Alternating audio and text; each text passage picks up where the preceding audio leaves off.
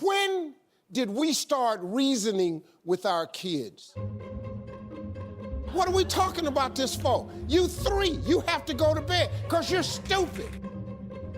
We are coddling children, we are coddling young people instead of making them stand up and do what they need to do. Because you're going to see that you thought that you were there to raise your child, yes, but your child is coming to help raise you.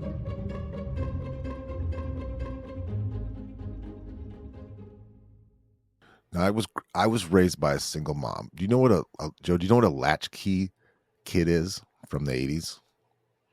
I know the phrase, but I don't know the meaning. Okay, what a latchkey kid is when you didn't have a lot of money, what your parents were doing, because childcare has always been expensive.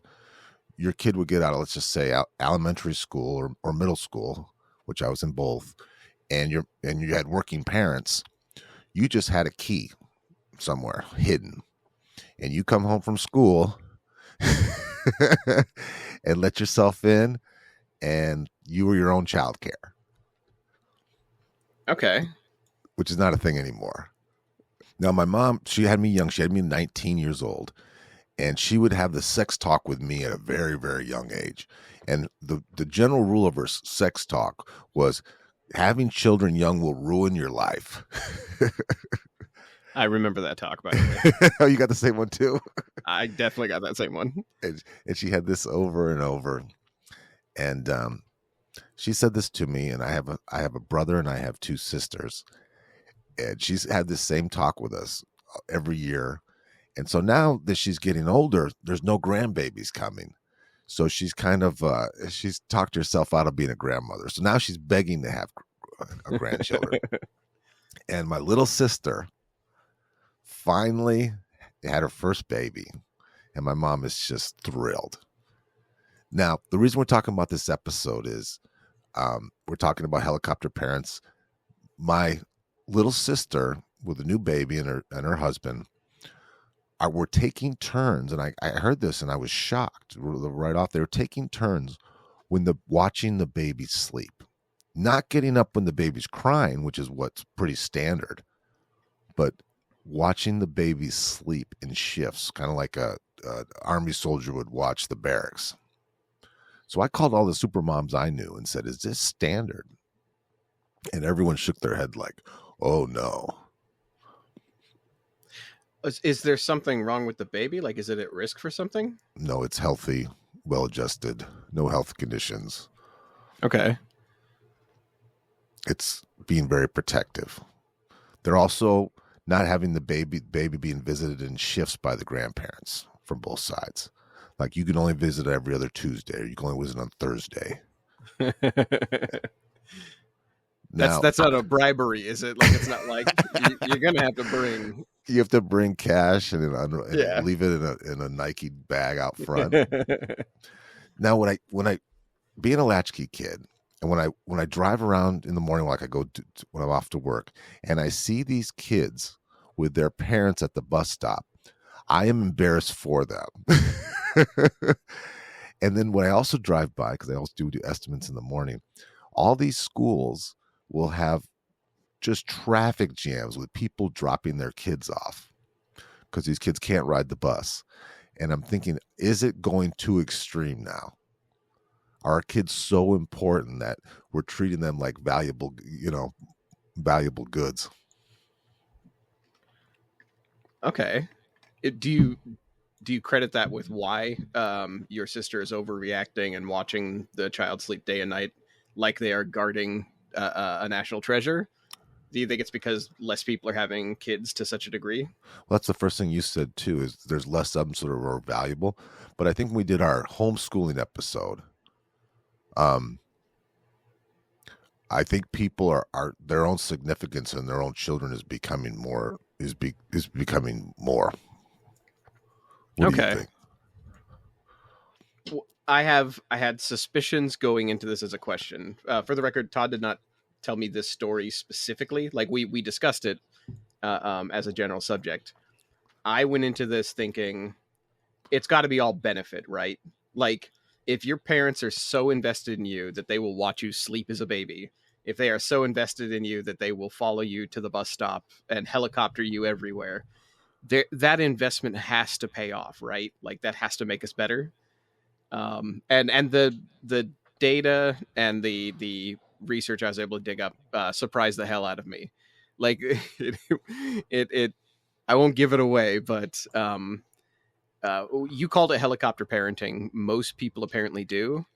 And the opposite is what you and I got, I think. You were a latchkey kid. I think I talked about with you once going to see the 700 train. Like we took we rode our bikes anytime we wanted, as far as we wanted, like miles and miles. and the rule was always just come back around dark time.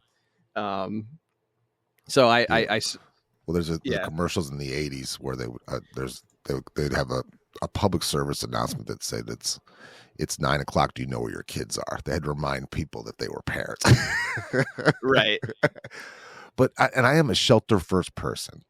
I did have 2 stepkids, and I think kids are better off growing up in being naive and less exposed. I don't believe in that. And I used to be scared sick of, if my stepkids even had a cold or had social problems at school with bullying. It used to worry me. So I believe that kids are better off not growing up too fast. Okay. So it sounds like you had the instincts of a helicopter parent. Right. But I certainly didn't act on it. I certainly didn't watch the kids sleep. I wouldn't give them rides to places they could walk. I let them take their take their beatings when they had to from other kids. And okay. So do you want to get into this? Is this the time where we say what wins, our negligent absentee parenting or a parent who is making such loud helicoptering sounds that they are whirring above you at all times? Yeah. You're listening to The Reengineered You. This is a podcast about self-empowerment and all the myths, lies, and misconceptions we tell ourselves. Then we use science and history to bust those myths and re-engineer a better you. I'm your host, Todd Laments, the extrovert. And I'm the writer, researcher, and introvert, Joe Anthony, whose job it is to dig through the outer layer of no-duh on the internet. So, in past episodes, you and I have talked about figures throughout history who have received specially designed educations by their parents. William Sidis was probably one of our earliest episodes. He was the man who had the highest IQ ever recorded, even above Einstein by 100 points.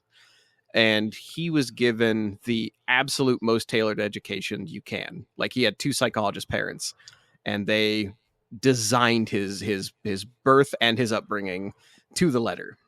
And they were both brilliant too. So we started off with some good DNA. Exactly. Yeah.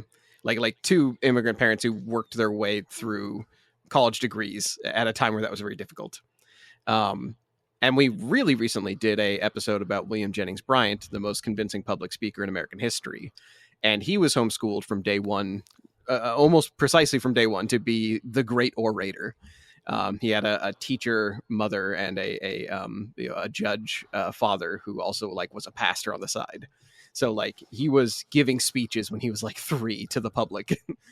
So he had a serious, authoritative, intelligent father, and then a mother who was gregarious, like a stand-up comic. Again, real good DNA. Exactly. So when we talk about, they're helicoptering their kids so hard you can hear the rotors.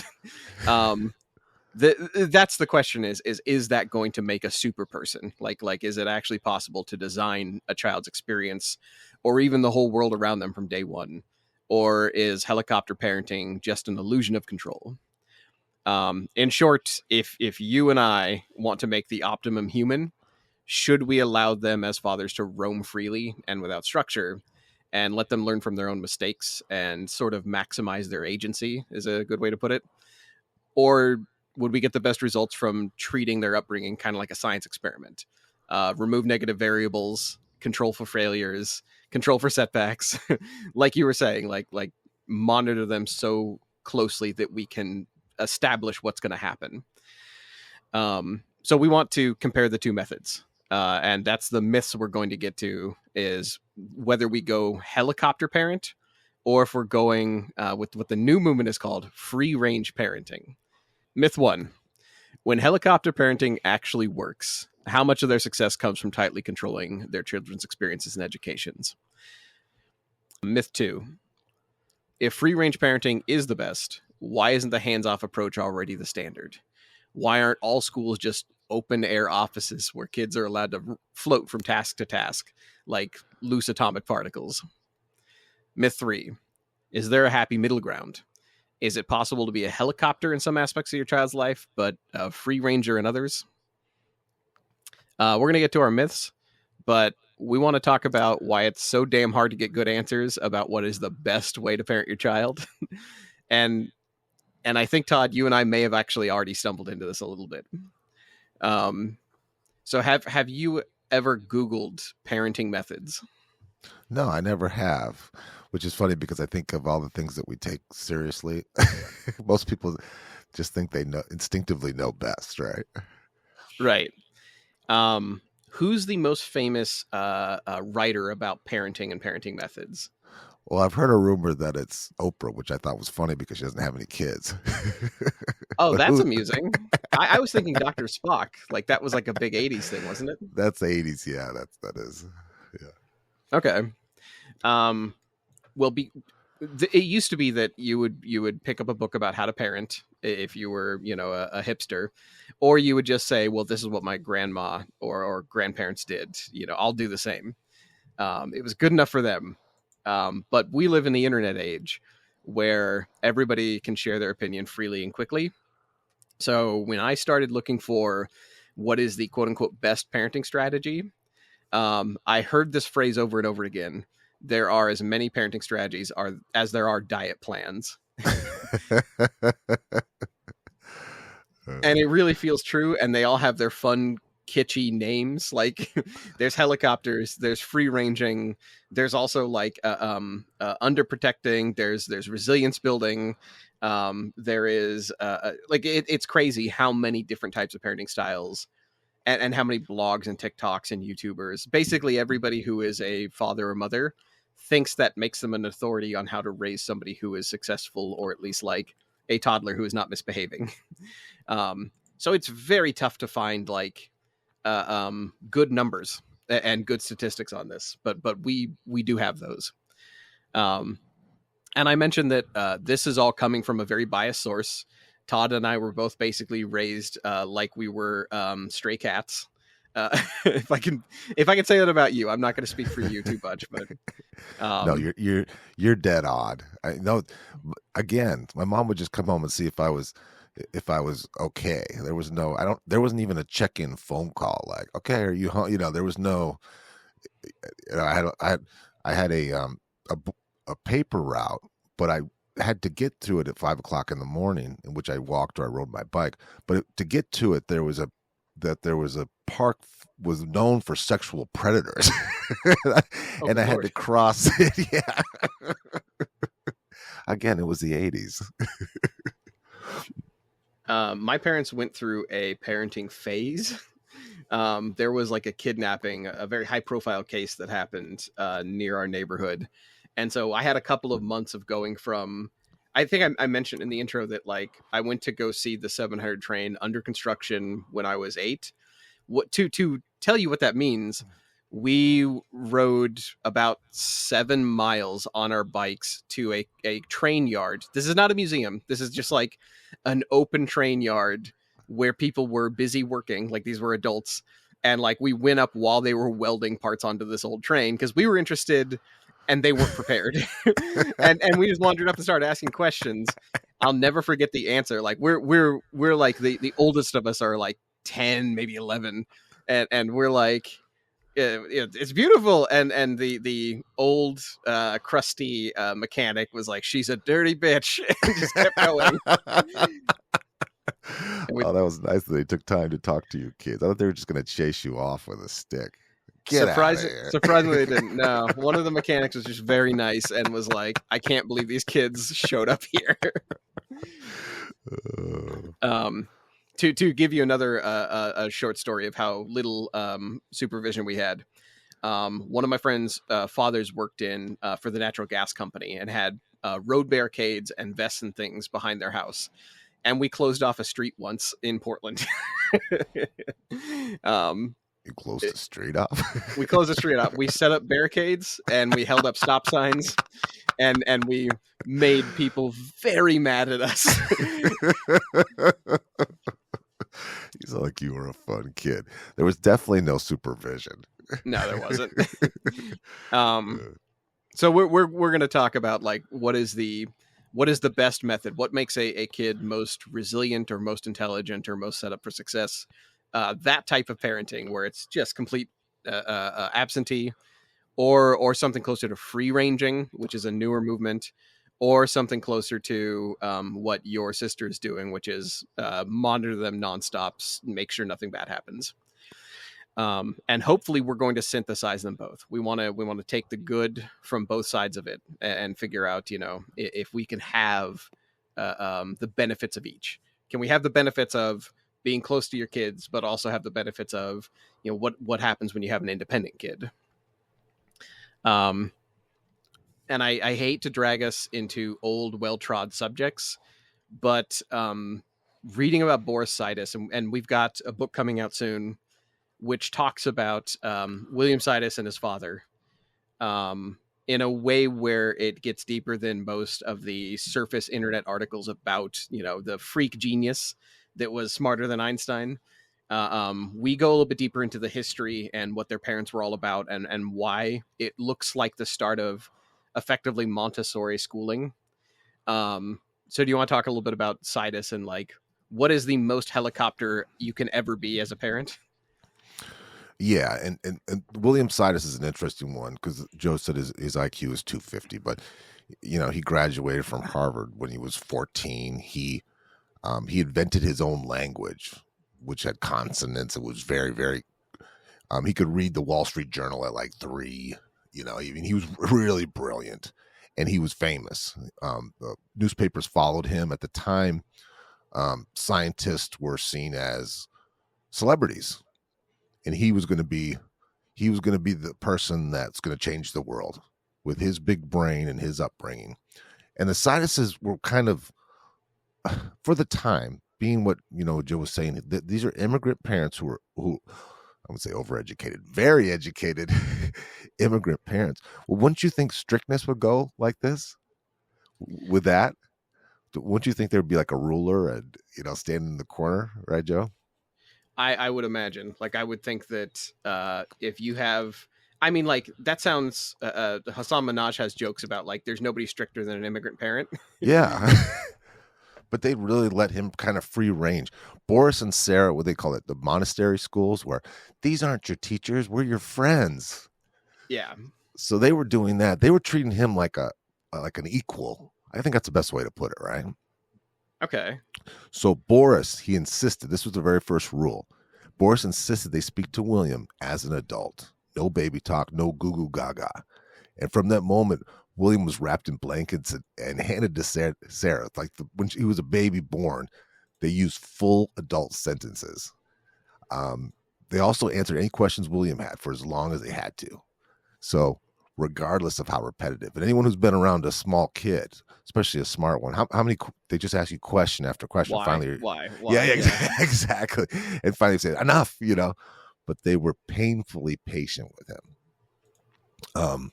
So parents who go through the why phase with toddlers just know how exhausting that can be. And they just made a pact as a family member to never, ever tire out, never to fatigue from it. Now, their second rule, the Sidises read newspapers and periodicals at bedtime, never fairy tales. That doesn't sound very fun.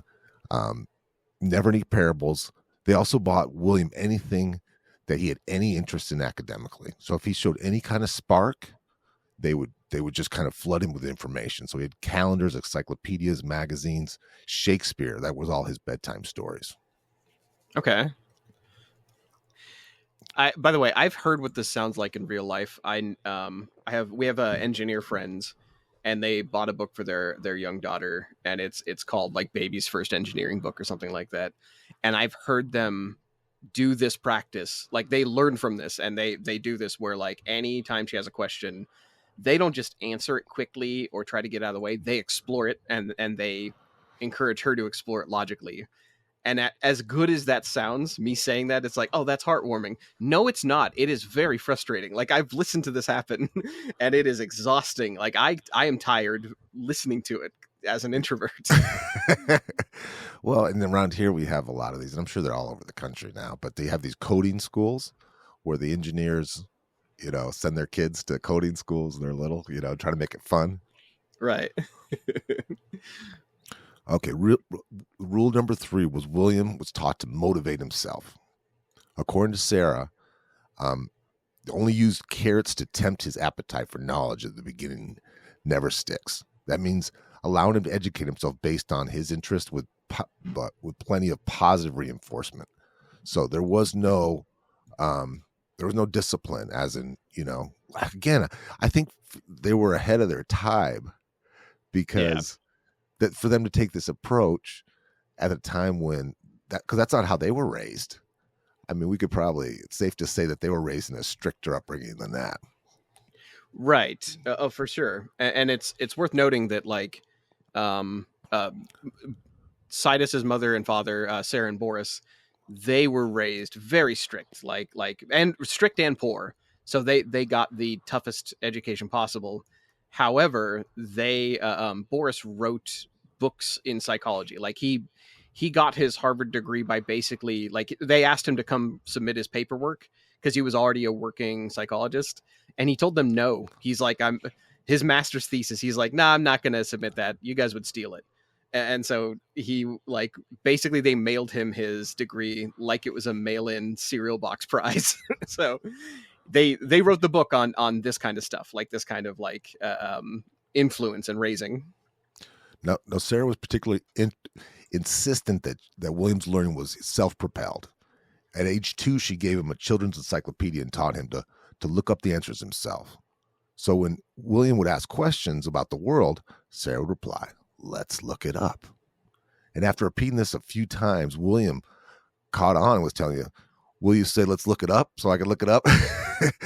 So she kind of, once she showed some momentum, she kind of kept fueling the train to keep going. After a while, William started making a ritual of dragging encyclopedias to his bedroom most afternoons.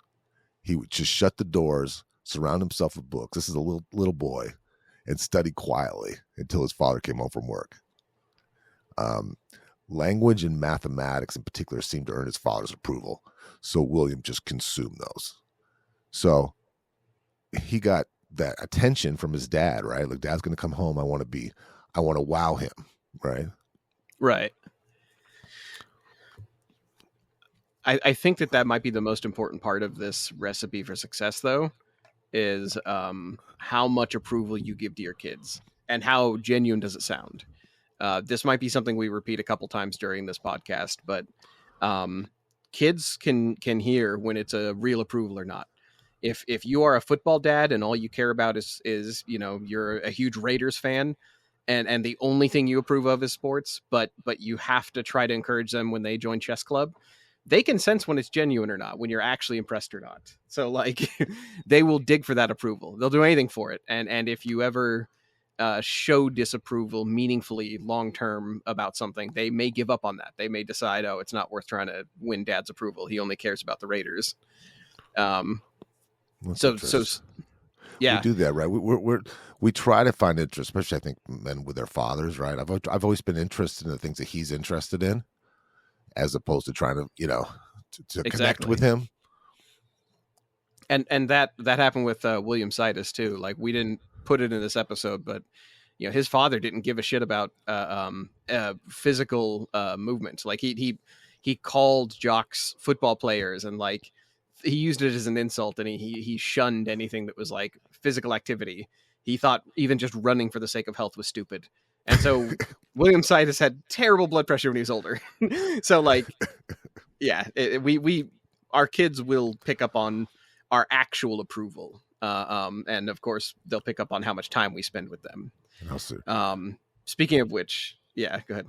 Well, so at an age where most toddlers, we're still talking about a little guy here. We're mastering their socks and their shoes. William was reading his favorite New York Times columnist at the breakfast table. And then when at 11 years old, William was asked to speak at Harvard, it was proof that Boris and Sarah's education system worked. Okay. So we have our first really solid historic example of like, this is helicopter parenting at its prime. This is helicopter parenting that works. Now, because we're only talking about Sidus in this section, this whole episode is not going to be about William Sidus. We've already done that before. But we wanted to point out too, do you remember what happened to him in his later years? Like, he was a genius child, but when he grew up, like, do you remember like how his breakdown happened? Well, he had a lot of social problems. It started when he was younger. The other kids hated him. They hated him to the point where they were going to kill him at school. Now, to get a bunch of like, the other kids were going to. There's one thing to get bullied. It's another thing to get murdered at Harvard by a bunch of rich kids. Yeah. But the parts I remember about his life was he got it. He was just so obsessive compulsive. He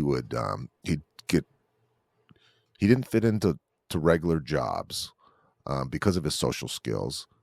His health, his blood pressure was bad. He didn't eat well. He didn't sleep well. He didn't bathe himself. What part are you going to touch on? Although, like, you got it. I was just thinking about one way we could sort of encapsulate William Sidus and how he ended up as an adult is he had no resiliency. Like, that is a word that is becoming sort of in vogue, and like, it's all the new hotness when it comes to like building up and maturing a person. People talk now a lot about resilience, and that is just something William did not have. If you read his biography, you know, he has these moments where like he has a good moral compass, like he has good standards, he has a good mind even later in life. But he crumbles when he starts new jobs, or he has these sort of like nervous breakdowns. And why that's weird to me, Joe, is because he's so disciplined. Yeah. He seems so mature and so disciplined, and that doesn't usually transfer to good things in life? Yeah, it absolutely should. He wrote lots of books too. Like he did have discipline, and it carried through forever, basically. But for him, discipline and intelligence was not enough. He needed to be able to socialize. He needed to have the resiliency and the emotional intelligence that he just utterly lacked in every degree. So let's talk about. He needed structure, right? He needed some kind of structure. Yeah. But I've got an answer for that. I do have sort of like, if we're gonna get to, here's our first case for control, like our first evidence of helicopter parenting, where the benefits are, so we can steal the best parts and not have to oil our rotors and be helicopter parents. I found a couple of studies that we're going to link off to. One of them is basically like a meta study. We've got a couple of National Home Education Resources. We've got something from them, and pretty much everything pointed to the same thing. It was a pretty clear and obvious arrow toward, here's where the benefits of helicopter parenting actually lie, which is time spent with children. What helicopter parents get right is that they are able to dedicate enough hours in the day to answer all their children's questions. Children who spend time with both parents, it affects their well-being positively. Like, there's a correlation there. How much time did not matter as much as the quality of time. So if you have a kid who is riding in the front cab of their father's big rig while he like makes his deliveries, that's not going to be quality time. If you have a kid who goes to school, comes home, kind of takes care of themselves, and then spends a couple of, dedicated hours with the father, and they're being taught like, life lessons, like if they're actually doing a task, or they have a goal oriented thing, or they do what William Sidus did, where like they study and then they come back to their father and then they discuss and talk about the logic of what they've studied.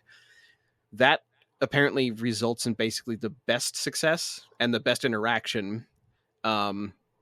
And according to a 2010 study, they were children who were actively accompanied were more likely to have a higher sense of well-being. So if you can, I think one of the best ways to put this, and one of the best ways to sort of like round up all of this discussion about like quality of time with children.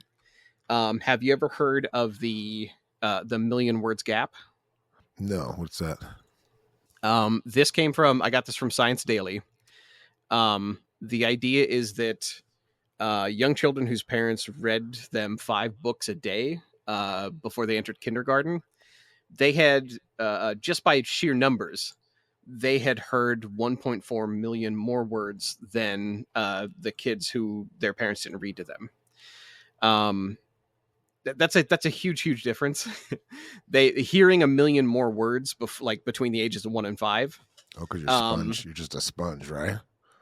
Exactly. That makes a lot of sense because your vocabulary is going to be like, it's like speaking multiple languages. Right. And the difference was absolutely astounding. The difference was 6 months of higher mental development, according to a study in Melbourne. So like, if you hear that many more words, like if, by the way, reading 5 children's books to a kid per day is crazy. Like I remember like the standard being 1 at night when they're going to bed, and it was always the same book when they bug you. It was always the same book, right? Because they didn't want to hear anything else. They always want that. I remember you want to hear the one same story over and over.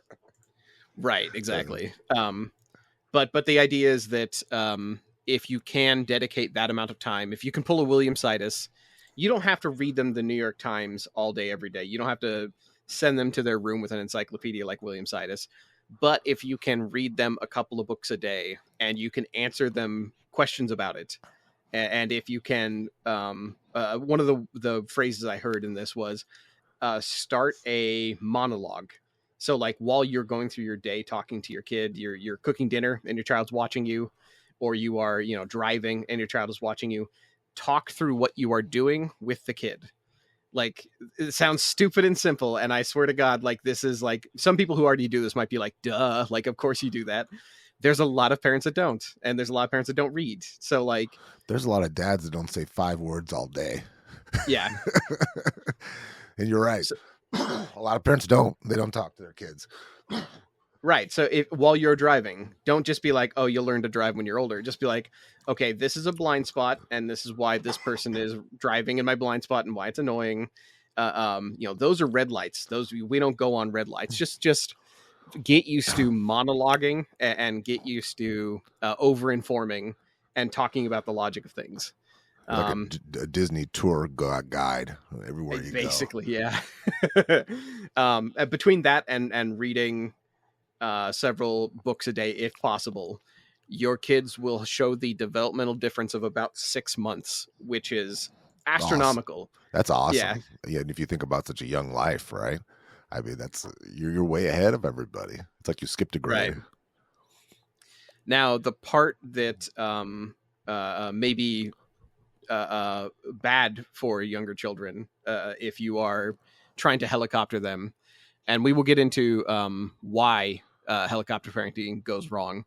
The same thing that happened to William happens to children who are helicoptered too much. They become brittle. They can have mental breakdowns. They can be bad decision makers. They will feel like an authority should be there to tell them what to do most of the time. So there's real negatives to being a total helicopter.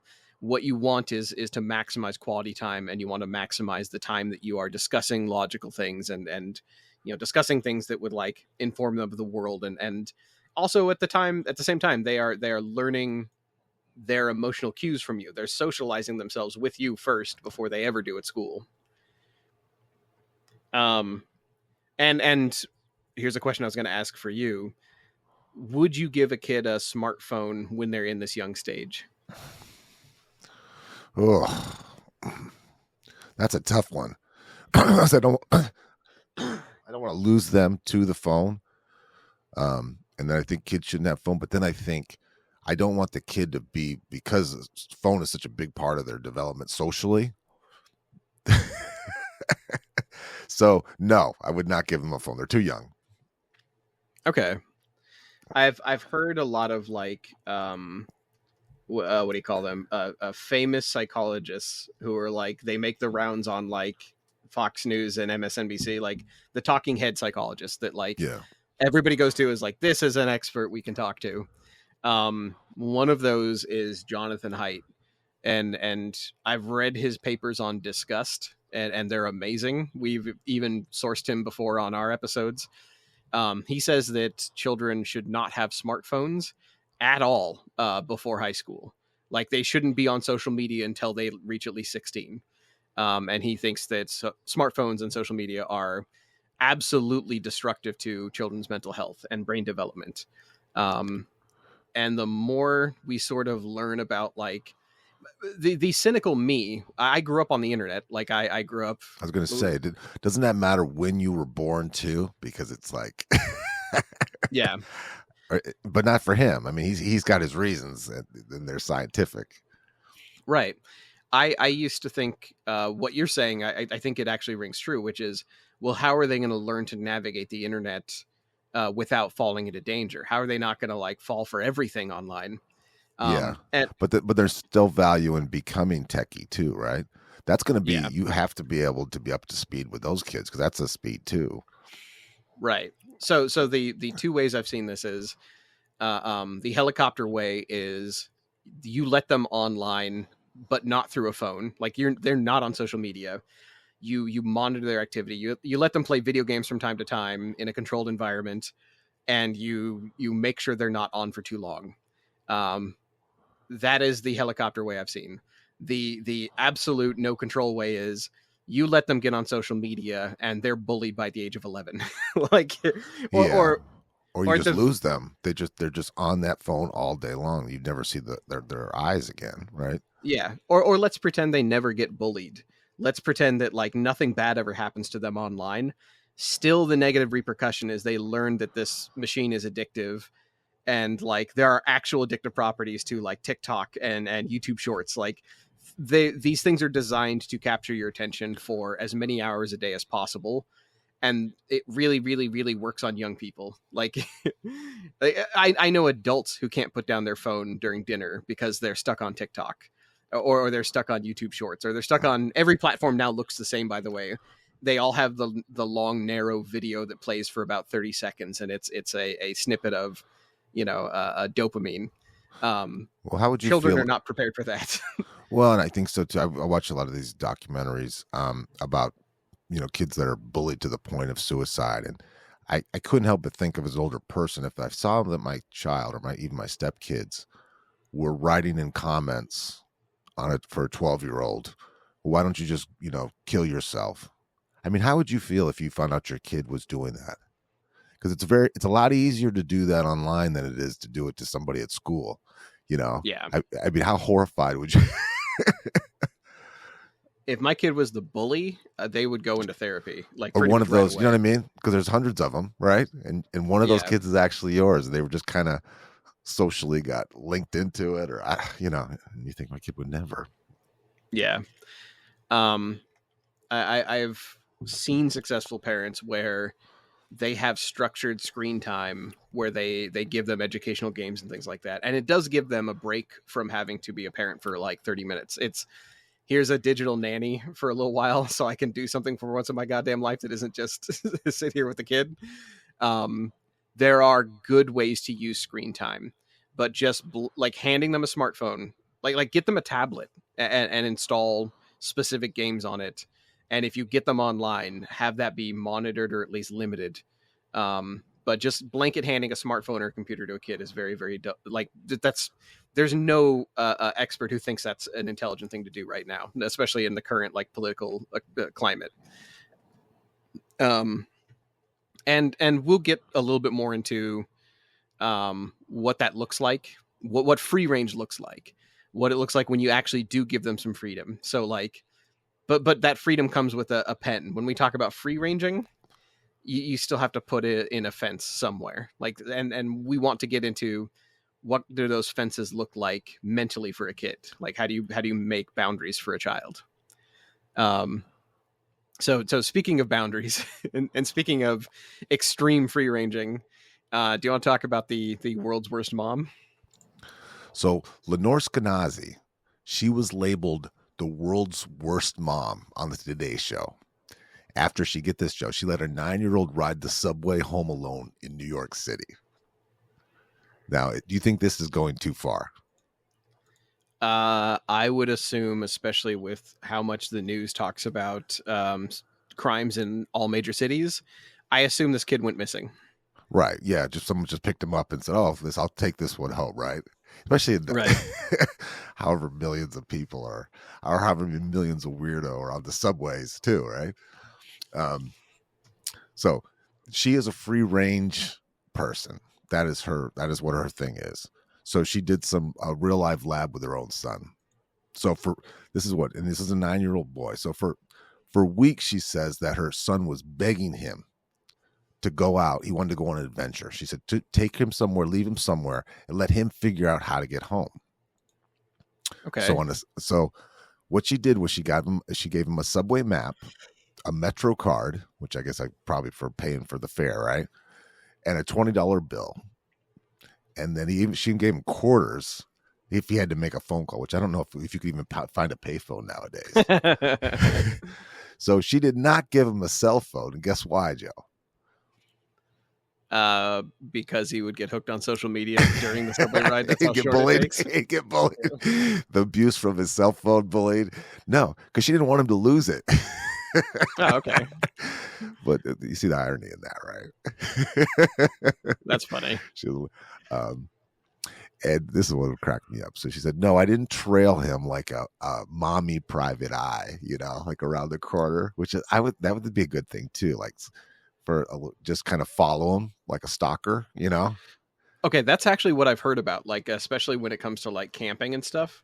I have heard of parents like you're gonna have to find your own way and then like leave them in the woods or like leave them on a trail and then you stalk them, like you follow behind them.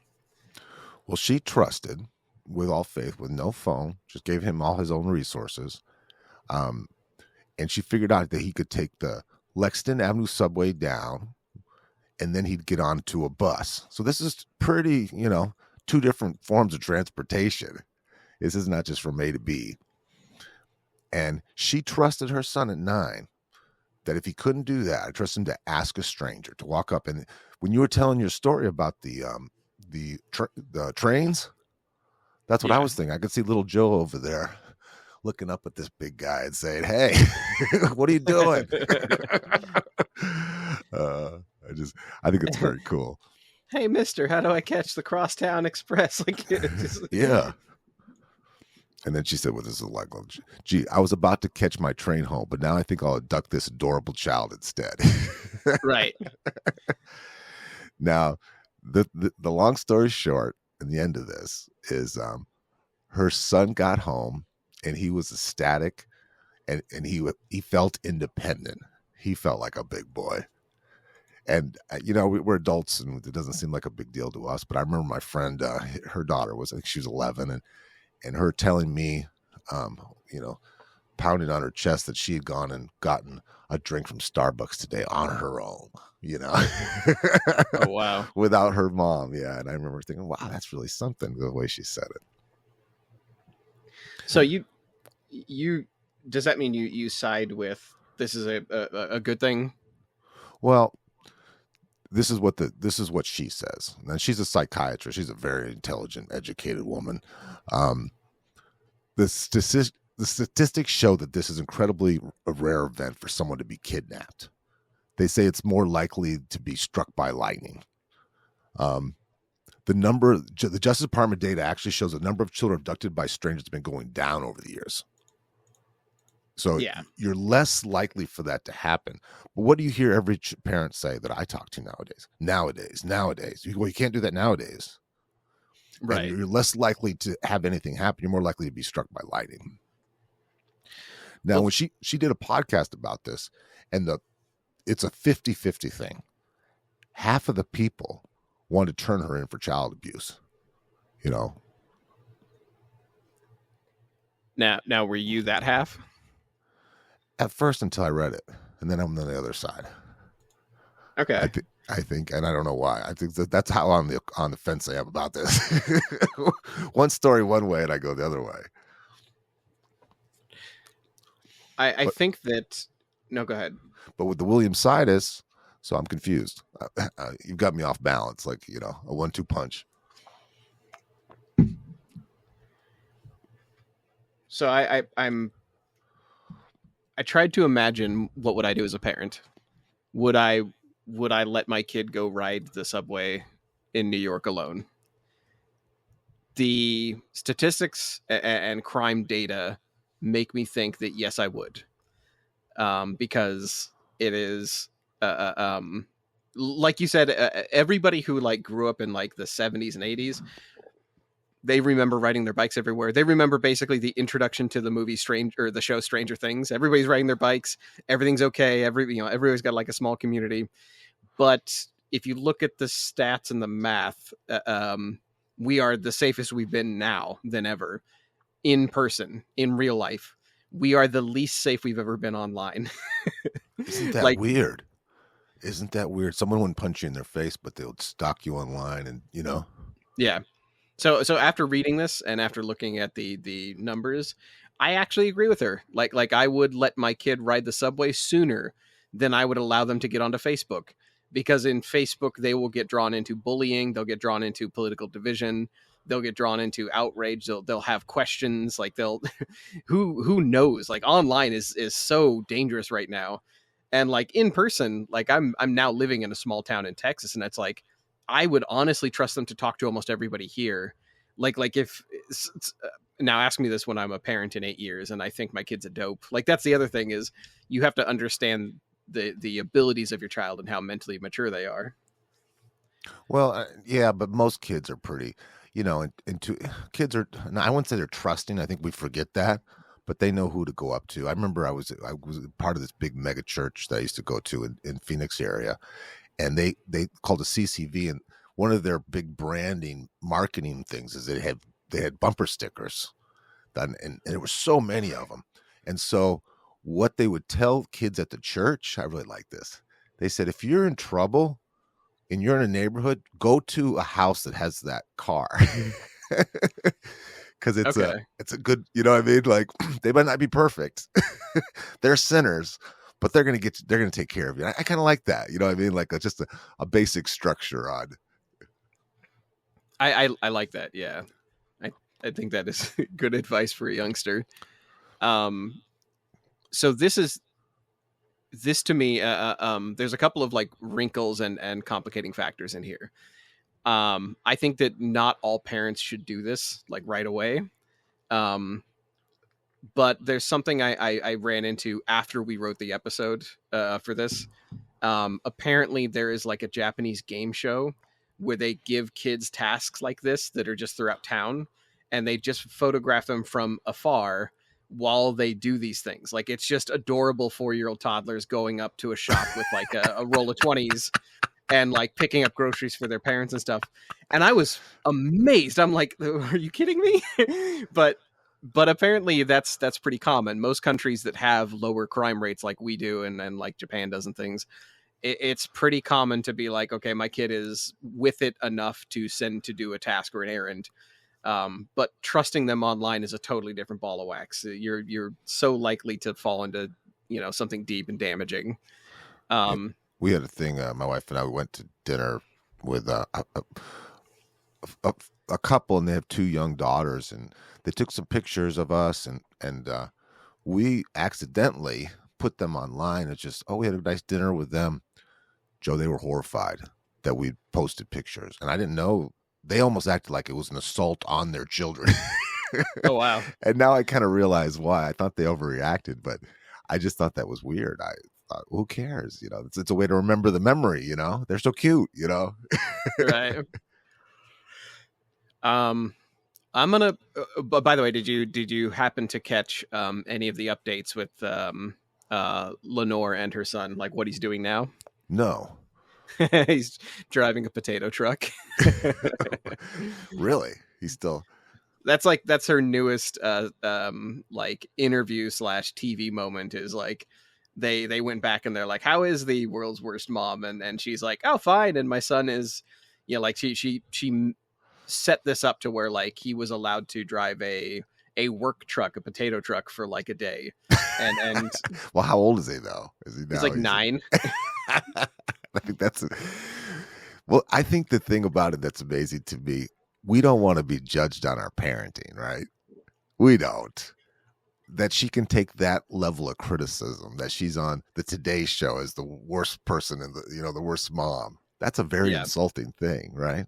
So we're gonna say that doesn't matter how you think about New York crime or subways, or like that you wouldn't do this with your kid necessarily, which is not a bad thing. We are absolutely not criticizing anybody who wouldn't allow their kid to take a subway alone. What we will say though is that this obviously shows that this kid has enough intelligence and emotional maturity to be able to do that. He did make it. Like he used the maps, he used the subway, he used the connections correctly. He got home and he enjoyed it. And then, a year later he was driving a potato truck. So like we want to point out that like, if you look at that as a metric of success, then that is one for free ranging, that is a point in their favor. And we also have a point in favor of helicoptering, which is the amount of time and amount of reading and amount of words you dedicate to a kid directly correlates to success in school by a degree that is crazy. By 1 million words equals 6 months worth of mental development. So we have a point in both so far. Do we want to sort of like try to synthesize these two things? Is this the point where we're like, let's pick and choose? I think so, right? To make the perfect, right? To learn from the mistakes of these trials. Right. So here's first we'll say, yes, there is a couple of sources that said helicoptering parent directly damages your kids. William Sidis's case is not the only case where somebody has been helicoptered to the point where they no longer feel comfortable making decisions on their own. They no longer feel like they can manage life without their parent there, even as an adult. We're going to link to a 2022 study where they basically went through and made a systematic review and found that helicoptering parenting results in anxiety and depression as adults. So it wasn't just William Sidis. It isn't just our boy wonder. It is pretty much everybody who gets too helicoptered. They end up. You think it would give them a sense of value, though, wouldn't you? When your parents love you so much, you just think that's what I'd always think. Like, as a man, you're supposed to tell your daughters how beautiful they are and to raise their value, how they feel. Yeah. But that's just not the case. Yeah, value or entitlement, take your pick. And we have a 2018 article from the American Psychology Association that says the same thing.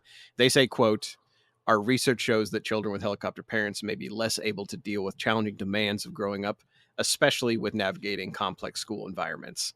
They're less able to regulate their emotions. They act out in the classroom. They struggle to make friends." So Sidis, they get chased by the kids in Harvard.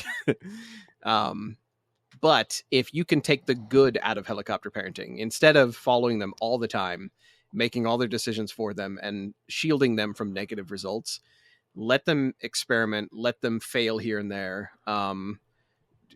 Try to give them enough room to take their books to their bedroom or their toys or whatever. Like, let them sort of have structured failure or a safe environment to fail in. So another way that they put this in the Boston Globe is they said you should strive for care rather than control. Spend an equal amount of time with them as you would if you were helicoptering them, but make that a care time or a time to sort of like discuss things with them and logic with them and open up things that their mind might not have explored or would have naturally explored. So less like a bodyguard and more like a friend. Yeah. Now, something else that I ran into a couple of times while looking into this is helicopter parents oftentimes have the notion that you can change your child's personality. That, they come out of the womb and you're like, that's it, buddy. You're going to be a clone of me. Like, I'm going to teach you to think like me. I'm going to teach you to be my personality. You're going to be Joe 2.0, and I'm going to make this happen. You know, if you're Tiger Woods' dad, you glue a golf club into his hand and you make him, you know, swing putts all day. Doesn't this start with naming him a junior? Doesn't this start? It does, yeah. Which I've always thought is very unhealthy.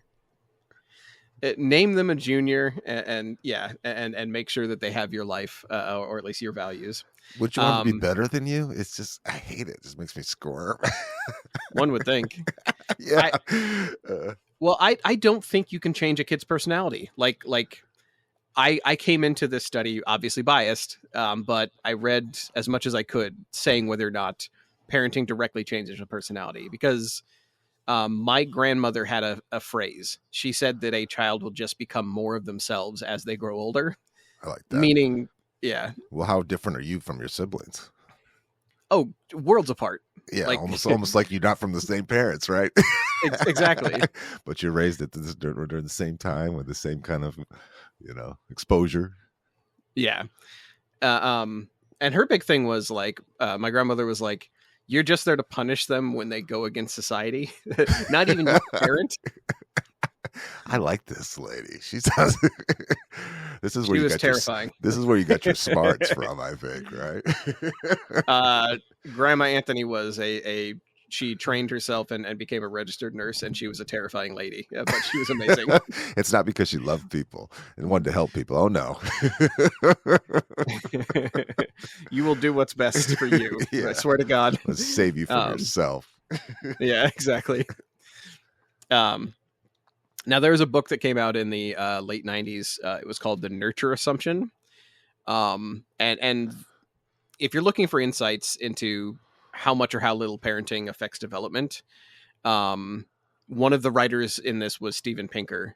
And in the 90s, he sort of like got together with like a bunch of other research psychologists and basically like put out a review that made a claim that parents don't actually have a long-term effect on their child's personality. Now, that doesn't mean that you parenting them won't change their personality.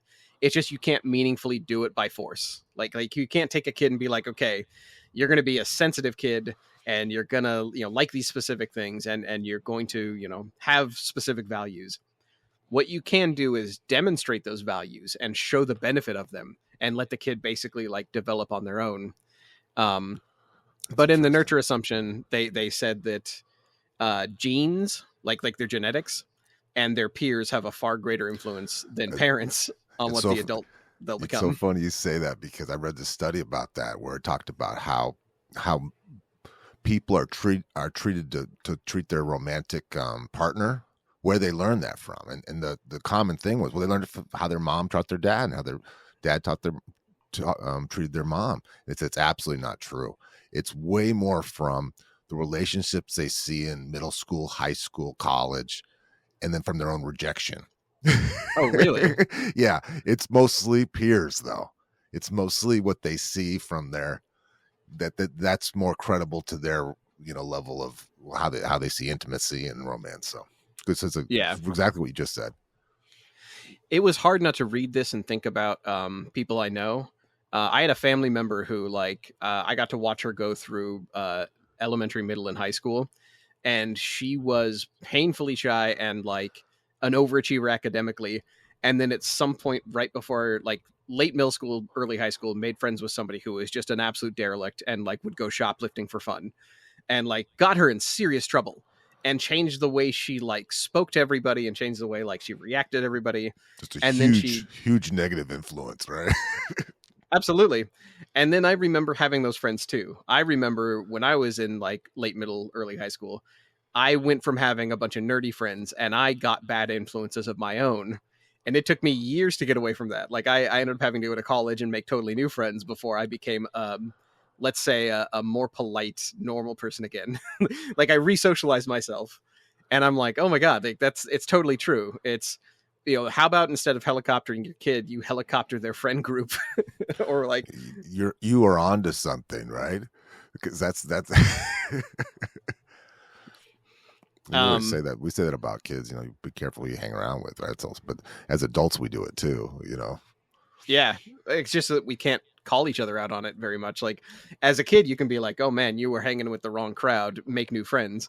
But you can't do that with like your adult brother or like your adult, like your father or something. Like, yeah, but it's totally true. It's you were the first one to introduce me to the phrase, Todd. You told me you're the combination of the 4 or 5 people you hang around with the most. Your kid's developing personality is exactly that as well. Like, and if they're getting those friends online and they're a bunch of toxic a-holes online, that's what your kid's going to be. Like when parents are shocked that their young boy is being a bully, it's like, will they hang out with 4 or 5 other online bullies all the time? Like that is what their personality is going to develop into. But the question arises, well, if you're not going to be sculpting your child's personality per se, like if you can't just go there with a piece of sandpaper and like shape how they are, what are you doing? Like, why even parent them? And the answer is the same as the helicopter parenting, which is you're there to help with their ability to socialize. You're there for their emotional regulation. Whether or not they can emotionally regulate is going to be just entirely on you. Their academic achievement is going to be on you, the parent, and their ability to logic their way through life and to sort of like make good decisions and their process of like troubleshooting things. That's all on you. A friend will not teach them that. I think that's just so interesting to me, and I'm going to share this with anybody. Of course, they don't like it when I lecture. Don't you love when people, I'm like Oprah, telling people how to raise their kids? But I think that the big takeaway I'm going to take away from this episode is that it isn't because when I was parenting with my stepkids, it always seemed like it was the big thing when someone got a bad grade in school or I was teaching them how to drive. I didn't realize that when they were littler, they were just talking to them, just sponging that all up. And even though they have that blank look in their eyes, they're hearing everything you say clearer than that you'll never get that time back to just feed them all that information. Yeah. Once that's over, like once they change their siphon, like they will eventually use the internet for their information. They will eventually use friends for their information. They'll use teachers for their information. You will stop being their primary source at some point. So, I mean, absolutely use that while you have it. All of this to me, and you can tell me your conclusion on all of this. I am taking from this that you need to dedicate the same amount of time to your child as you would a helicopter parent, but do it not in a way to keep them safe, not in a way to structure their environment, but rather to set up some loose safeguards and to give them an environment where they can make mistakes and build resilience. And that's again, we've used that term twice in this episode at least. We're eventually going to do an episode about resilience. Like I can't avoid it any longer. I thought it is a cliche phrase. I was going to say, it's the grit one, right? It is. Yeah. It's this year's grit. Yeah. But a couple years back, stoicism was the new hotness in Hollywood and among corporations. Then it was grit. Now it's resilience. Whatever name you put on it, we will have an episode about resilience at some point. But you do want to build a child's resilience. Like, it is important. And the word may have kind of gotten lost in corporate meaninglessness now that it's been adopted everywhere. But there is roots of good things in resilience and how to build it in both adults and children. But a resilient kid's happier than a brilliant kid. We're ending on that.